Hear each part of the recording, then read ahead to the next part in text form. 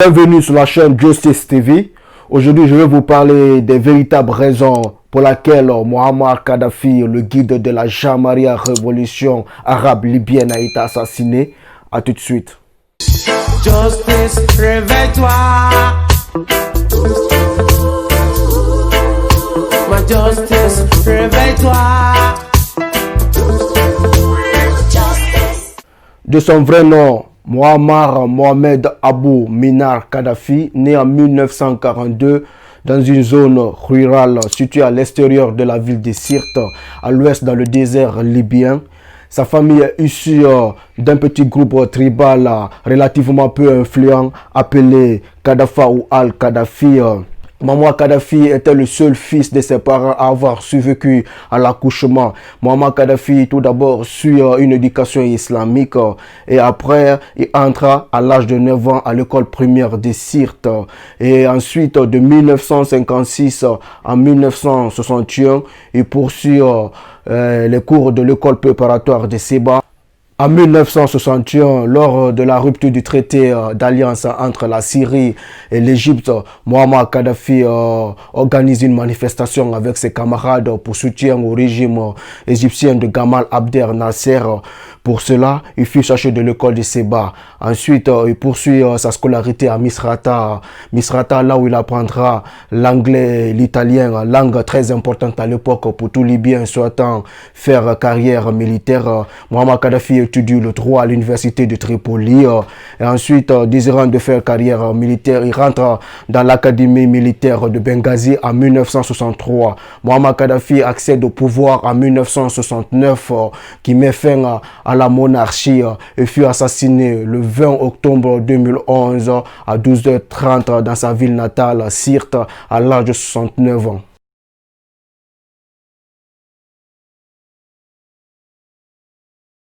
Ensuite, rentrons dans le vif du sujet.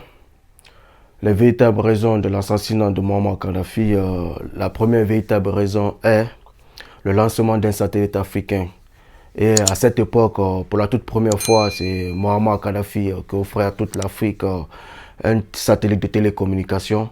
Et ce satellite devrait assurer la couverture universelle du continent par la téléphonie, la radiodiffusion, la télévision et multiples d'autres applications telles que la télémédecine et même les enseignements en distance. Et tout d'abord, il faut savoir que cette histoire débute le 27 mai 1992, lorsque 45 pays africains décident enfin de créer la société Rascom pour disposer d'un premier satellite africain. Et l'objectif était quoi? L'objectif était de faire réduire le coût de la communication dans le continent. En ce moment, on louait un satellite. Et le satellite qu'on louait ne nous appartenait pas, il appartenait aux Occidentaux. Chaque année, l'Afrique payait 500 millions de dollars pendant 14 ans aux Occidentaux. À cause de quoi? Parce qu'on n'avait pas un satellite africain, tout simplement. À cette époque, pour disposer d'un satellite africain, ça ne coûtait que 400 millions. Les 45 pays africains ont demandé de l'aide à l'Union européenne, au FMI, à la Banque mondiale, aux États-Unis de financer ce projet pour que, enfin, que l'Afrique puisse disposer de son premier satellite. Et chose qui n'a pas été faite, chose qui n'a pas été financée. Pendant 14 ans, l'Afrique a attendu, ces 45 pays ont attendu. Muammar Kadhafi qui a décidé en 2006 de stopper, de ne plus attendre. De ne plus attendre l'Union européenne, de ne plus attendre le FMI, de ne plus attendre le Fonds monétaire international pour financer ce projet. Et vous imaginez que toutes ces institutions, ils ne peuvent pas dire qu'ils n'ont pas 400 millions pour financer ce projet. Et c'est ainsi qu'en 2006, le guide libyen de la Jamaria révolution arabe libyenne, Muammar Kadhafi, décide ainsi de financer à lui tout seul 300 millions de dollars pour que l'Afrique puisse enfin disposer de son premier satellite. Il a financé les 300 millions et la Banque africaine de développement a financé les 50 millions et la Banque ouest africaine de développement a financé les autres 50 millions. C'est ce qui fut ainsi le 21 décembre 2007 pour la toute première fois a eu lieu le lancement du satellite africain. Pourquoi ils n'ont pas voulu financer ce projet? Chose très claire. Parce qu'ils ont leur intérêt. Chaque année, on les verse 500 millions de dollars et eux, c'est ce qui les plaise. Ils veulent qu'on reste comme ça, qu'on continue à financer les 500 millions par an. Or que pour 400 millions, on dispose d'un satellite. Donc, fallait stopper tout ça. Fallait arrêter tout ça. Et grâce à ce célèbre monsieur, grâce à ce brave homme qu'il faut saluer respectueusement, ce qu'il faut retenir que c'est grâce à cet homme aujourd'hui, grâce à son geste symbolique, que certains pays africains disposent d'un satellite, tels que l'Afrique du Sud, il y a l'Éthiopie, il y a le Soudan, il y a le Ghana, il y a le Maroc. Tout ça, c'est grâce au geste symbolique de Muammar Kadhafi qui a financé les 300 millions. Si on attendait l'Union européenne, si on attendait les États-Unis, si on attendait le FMI, si on attendait la Banque mondiale, on n'aurait pas eu, pour la toute première fois, un satellite africain. Parce que ces gens voulaient toujours continuer à bénéficier de ces 500 millions de locations qu'on payait par an, bien sûr, il faut le rappeler. Et or que pour juste faire un satellite en ce moment africain qui coûtait que 400 millions. La première véritable raison pour laquelle ils ont commencé à combattre ce monsieur depuis 2006, c'est parce que Kadhafi les a fermés la porte de ne plus dépouiller de telle façon l'Afrique. Les a fait perdre des milliards de dollars. Ça débute là. Ça débute depuis 2006.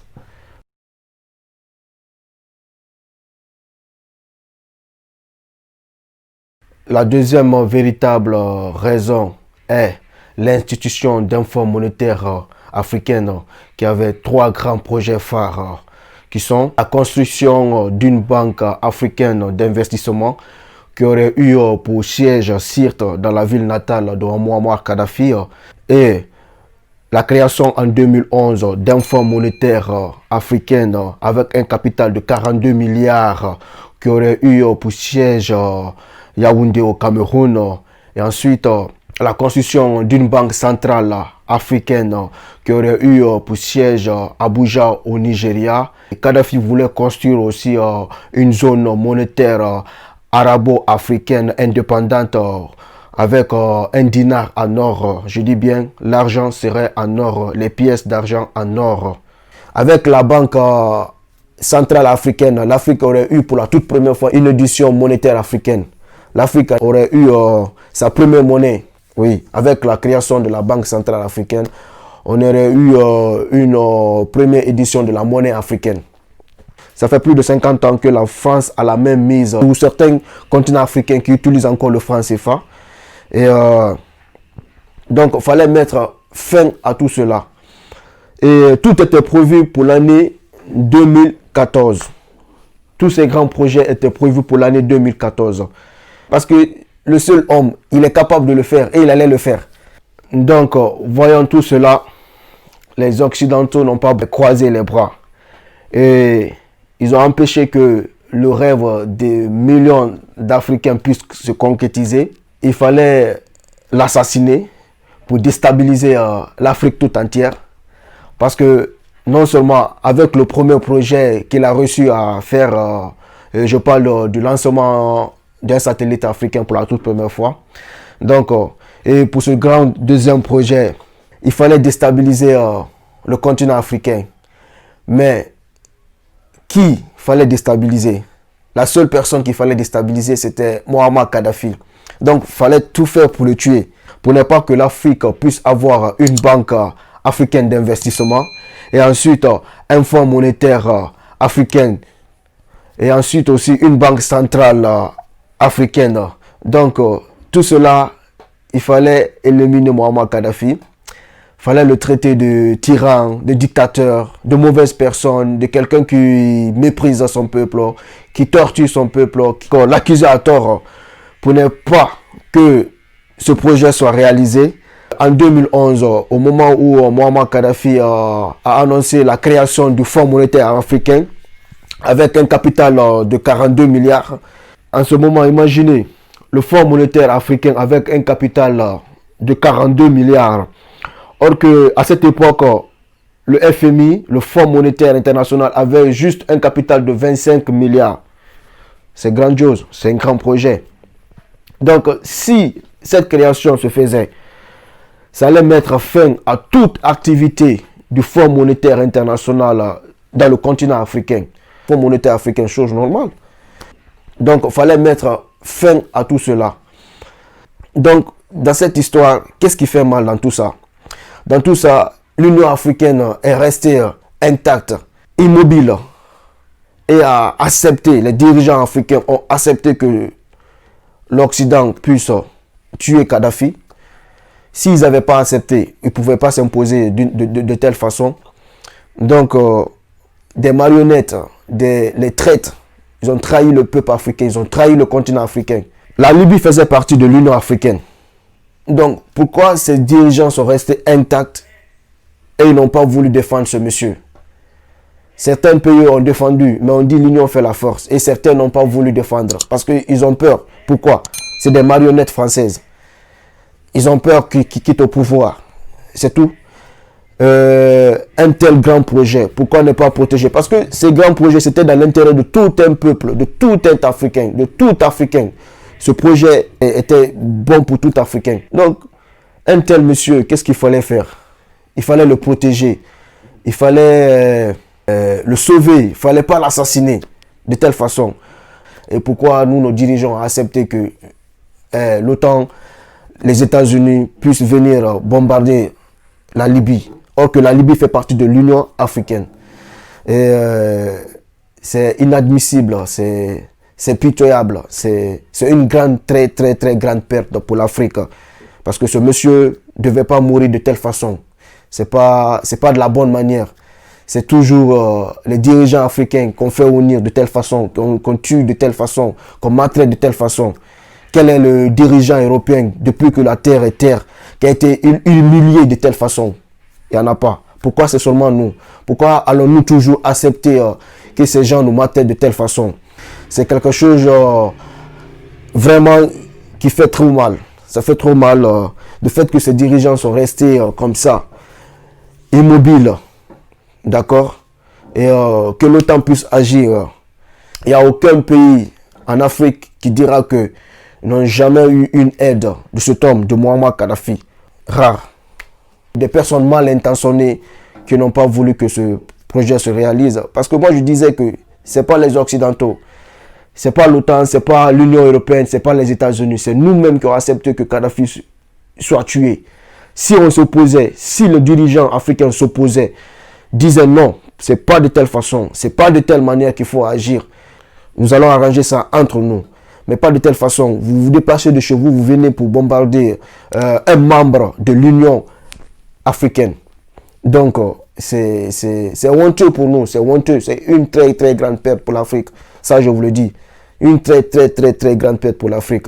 Un monsieur ambitionné, un monsieur qui a voulu aider totalement l'Afrique, qui a voulu faire sortir l'Afrique de la misère et de la dépendance coloniale, de la dépendance européenne. Et les traîtres ont accepté que cela se fasse ainsi. C'était le dernier des dirigeants africains qui a voulu faire des grandes choses que les précédents n'ont pas pu le faire. Et comme il y a toujours des traîtres parmi les personnes, il y a toujours des mauvais dirigeants, moi je préfère un tel dictateur qu'un dictateur qui fait rien, qu'un dictateur qui est là, qui n'aide pas son peuple, qui veut rien faire pour son peuple. C'est quelqu'un qui avait mis son peuple en l'aise. Son peuple était en l'aise. Et c'est quelqu'un qui avait une ambition, quelqu'un qui aimait l'Afrique, quelqu'un qui voulait faire des bonnes choses, des bonnes actions, quelqu'un qui voulait faire sortir l'Afrique dans la dépendance et qu'on soit indépendant. Mais malheureusement, certains de nos dirigeants n'ont pas voulu, par égoïsme, par lâcheté, par méchanceté, n'ont pas voulu que ce projet se réalise. C'est pas comme certains de nos dirigeants qui se disent panafricanistes, mais ça c'est pas la parole, on ne voit rien, pas par les gestes. Il n'y a rien, il n'y a aucune preuve qui prouve qu'ils sont panafricanistes. Mais Muammar Kadhafi est panafricaniste par les gestes, par la parole. Il n'y a rien à dire, ça il faut l'avouer.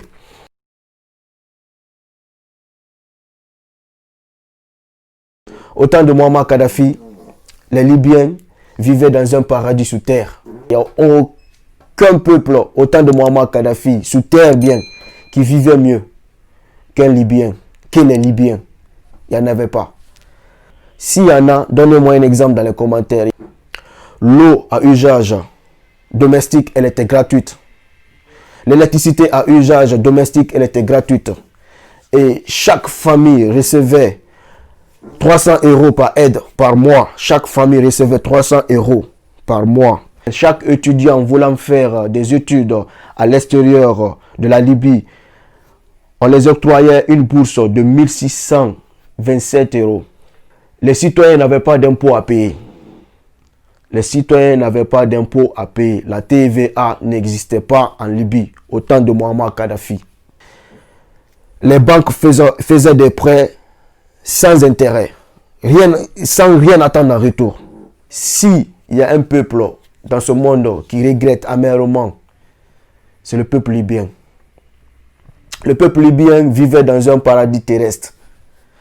Non, parce qu'il y a certaines personnes dans ce monde, même quand tu les fais rentrer au paradis, ils te diront que non, moi je vais aller en enfer. Maintenant, aujourd'hui, le peuple libyen a l'enfer. Ils ont l'enfer chez eux. Aujourd'hui, coupure de courant, coupure d'eau. Ils ne bénéficient plus des avantages qu'ils bénéficiaient au temps de Muammar Kadhafi. Ils étaient en l'aise. Le peuple libyen vit aujourd'hui de façon inimaginable. Il n'y a pas de paix. Tout a été détruit. Aujourd'hui, 1,3 million d'habitants libyens souffrent de malnutrition.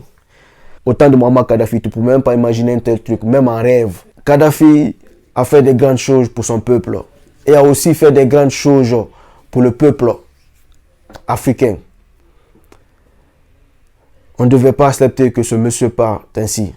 Donc, tout ça là, c'est pas jalousie, c'est pas méchanceté, c'est pas lâcheté. C'est pour toujours continuer à pétiner l'Afrique. C'est pour toujours continuer à coloniser l'Afrique d'une autre façon. Il ne fallait pas y accepter que cela se passe ainsi. Où étaient-nous?